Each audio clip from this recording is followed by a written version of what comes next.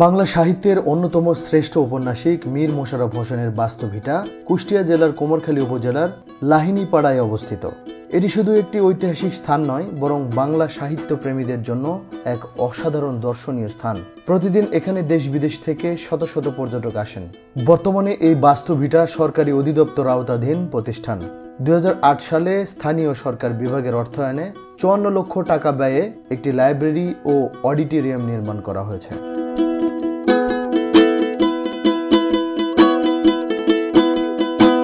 বন্ধুরা, আপনারা দেখছেন আপনাদের প্রিয় চ্যানেল সফরসঙ্গী দেশ বিদেশের ভ্রমণ গল্প নিয়ে তথ্যবহুল প্রামাণ্যচিত্র নির্মাণ করে।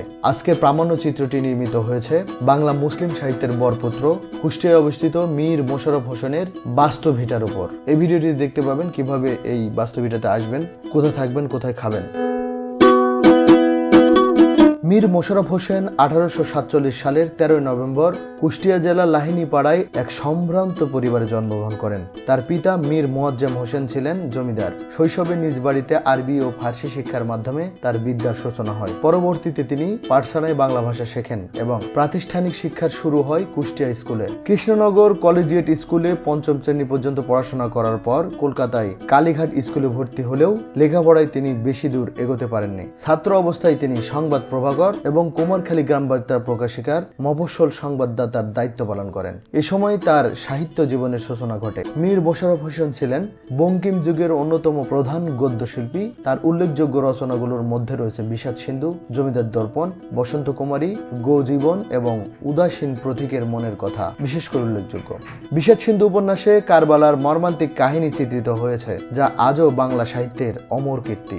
মীর মোশাররফ হোসেনের বাস্তভিটাটি তার জীবন ও সৃষ্টির স্মৃতিচিহ্ন ধারণ করে আছে। একসময় জমিদারি দ্বারা আয়োজিত এই বাড়িটি 32 বিঘা জমির উপর বিস্তৃত ছিল, তবে বেদখলের কারণে বর্তমানে এটি 3 বিঘা জমিতে সীমাবদ্ধ। 1972 সালে স্থানীয় উদ্যোগে বাড়ির কিছু অংশ উদ্ধার করে সেখানে একটি প্রাথমিক বিদ্যালয় স্থাপন করা হয়। 1995 সালে প্রাথমিক বিদ্যালয়ের মাঠে এক কোণে স্থাপন করা হয় মীর মোশাররফ হোসেন উচ্চ বিদ্যালয়।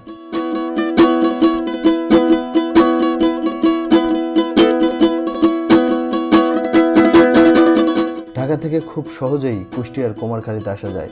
গাবতলী বা কল্যাণপুর বাস স্ট্যান্ড থেকে কুষ্টিয়ার উদ্দেশ্যে সরাসরি বাস পাওয়া যায়। বেশ কিছু বাস সার্ভিস রয়েছে, যেমন গ্রিন লাইন, শ্যামলী, এস আলম, হানিফ ইত্যাদি। ভাড়া লাগবে 500 থেকে 700 টাকা, আর এসি বাসে আসতে চাইলে 900 থেকে 1200 টাকা ভাড়া লাগবে। ঢাকা থেকে কুষ্টিয়ায় পৌঁছাতে প্রায় 5 থেকে 6 ঘন্টা সময় লাগে। কুষ্টিয়া শহর তথা চৌরহাঁস থেকে কোমরখালী উপজেলার লাহিনীপাড়া পর্যন্ত অটোরিকশা বা স্থানীয় পরিবহন পাওয়া যায়। ভাড়া 20 থেকে 25 টাকা জনপ্রতি। সময় লাগে 30 থেকে 40 মিনিট।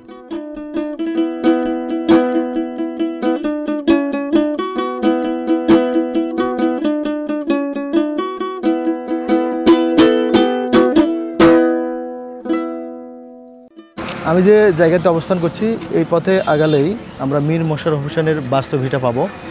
এটা ঢাকা কুষ্টিয়া হাইওয়ে। যদিও ঢাকা থেকে আরও একটি পথে আসা যায়। যদি আপনারা লালন শাহ সেতু হয়ে আসেন তাহলে চৌরহাঁস নামবেন। চৌরহাঁস নামলে সেখান থেকে 25 টাকা জনপ্রতি অটো ভাড়ায় এখানে নামিয়ে দেবে। এখান থেকে এই পথে 5 টাকা ভ্যান ভাড়া দিয়ে মীর মোশাররফের বাস্তভিটাতে যাওয়া যায়। তো চলুন আমরা মীর মোশাররফ হোসেন বাস্তভিটাতে যাব। কাকা চলে।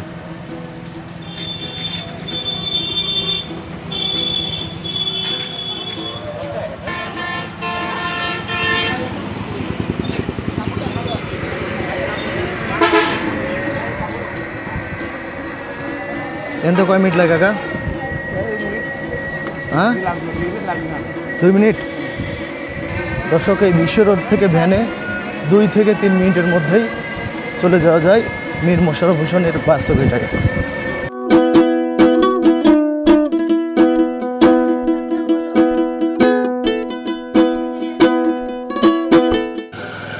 দর্শক, আসসালামু আলাইকুম। স্বাগত জানাচ্ছি বাংলা সাহিত্যের মুসলিম কবি উপন্যাসিক মীর মোশাররফ হোসেনের বাস্তভিতার সামনে থেকে।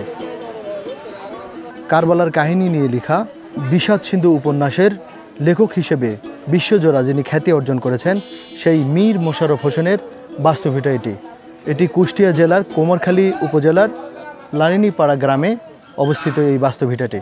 বর্তমানে এই বাস্তভিটাটি শিক্ষা প্রতিষ্ঠান এবং জাদুঘরে রূপ নিয়েছে। এখানে দুটি শিক্ষা প্রতিষ্ঠান রয়েছে, একটি প্রাইমারি এবং আরেকটি হাই স্কুল। আর তার স্মৃতি হিসেবে রেখে দেওয়া হয়েছে তার বাস্তবিকতাতে তার জাদুঘর। আমরা এখন প্রবেশ করব। প্রবেশ করতে আমরা যে জিনিসটা দেখতে পাবো, এখানে লেখা আছে মীর মোশাররফ হোসেন সাহেবের স্মরণে লাহিনীপাড়া, কুষ্টিয়া। এটা একটি গেট। এখানে এই গেটটি খুব সুন্দরভাবে নির্মাণ করা হয়েছে। ঢুকেই ডান পাশে যেটি দেখতে পাবো সেটা 41 নং মীর মোশাররফ হোসেন সরকারি প্রাথমিক বিদ্যালয়।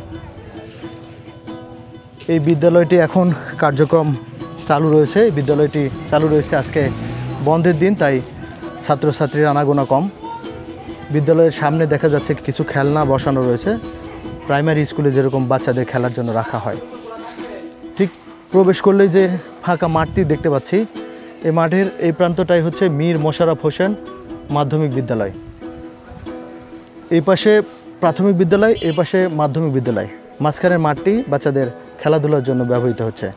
ঠিক এই ফলকটিতে মীর মোশাররফ হোসেনের জীবনী সম্পর্কে সংক্ষিপ্ত কিছু তুলে ধরা হয়েছে। জন্ম 13 নভেম্বর 1847, অবিভক্ত নদিয়ায়, বর্তমানে কুষ্টিয়া। এটি যখন ভারতের সাথে সংযুক্ত ছিল তখন নদিয়া এলাকার মধ্যে এটা ছিল। মৃত্যু হয়েছে 19 ডিসেম্বর 1911 সালে।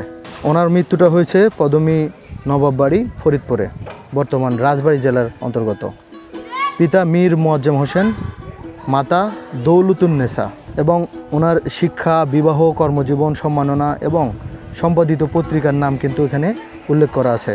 আরও আছে প্রকাশিত গ্রন্থ। প্রকাশিত গ্রন্থের মধ্যে রয়েছে রত্নবতী, গড়াই ব্রিজ অথবা গৌরী সেতু, উপাইকি, বিষাদ সিন্ধু। যেই বিষাদ সিন্ধুর জন্যই কিন্তু মীর মোশাররফ হোসেন বিখ্যাত হয়েছেন। সঙ্গীত লহরী, বেহুলা গীতা বিময়, উদাসীন পথিকের মনের কথা, মুসলমানের বাংলা শিক্ষা, উপদেশ ইত্যাদি।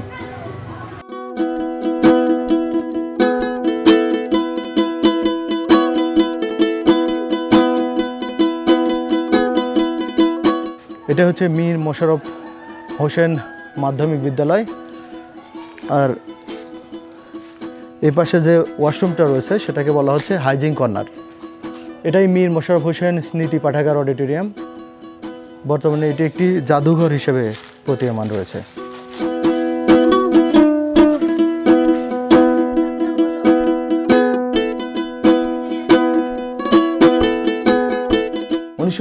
সালে সরকারি উদ্যোগে প্রতিষ্ঠিত হয় মীর মোশাররফ হোসেনের পাঠাগার। 2008 সালে স্থানীয় সরকার বিভাগের অর্থায়নে এখানে একটি লাইব্রেরি ও অডিটোরিয়াম নির্মাণ করা হয়। এই লাইব্রেরি বা অডিটোরিয়ামের চারিদিকে জাদুঘরের মতো মীর মোশাররফ হোসেনের স্মৃতি বহন করে এমন ব্যবহৃত জিনিস, তার লেখা চিঠি, চিত্রকর্ম এবং ব্যবহৃত আরও কিছু জিনিসপত্র দিয়ে সাজিয়ে রাখা হয়েছে। মাঝখানে অডিটোরিয়াম, চারিদিকে যে বই পুস্তকগুলো রয়েছে যা লাইব্রেরির মতো কাজ করে। এখানে রয়েছে তার ব্যবহৃত পালকি, ব্যবহৃত আলমিরা, চেয়ার, টেবিল, মাথায় ব্যবহার করা মাথাল, নিজ হাতে লেখা চিঠিপত্র, বিভিন্ন চিত্রকর্ম যেমন কাজী নজরুল ইসলামের চিত্রকর্ম, বিশ্বকবি রবীন্দ্রনাথ ঠাকুরের চিত্রকর্ম, কবি সুফিয়া কামালের চিত্রকর্ম, তার ব্যবহৃত গাছের গুড়ির কিছু অংশ এবং তার লেখা অসংখ্য বই যা অডিটোরিয়ামের চারিদিকে সাজিয়ে রাখা হয়েছে।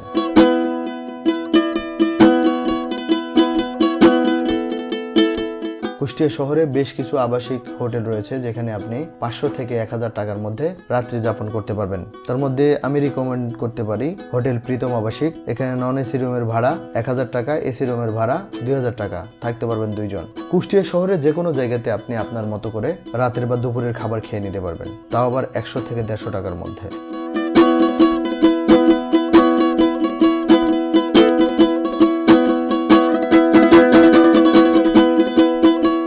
বন্ধুরা, কেমন লেগেছে এই ভিডিও অবশ্যই কমেন্ট করে জানাবেন। ভালো লাগলে শেয়ার করে আরেকজনকে দেখার সুযোগ করে দিবেন।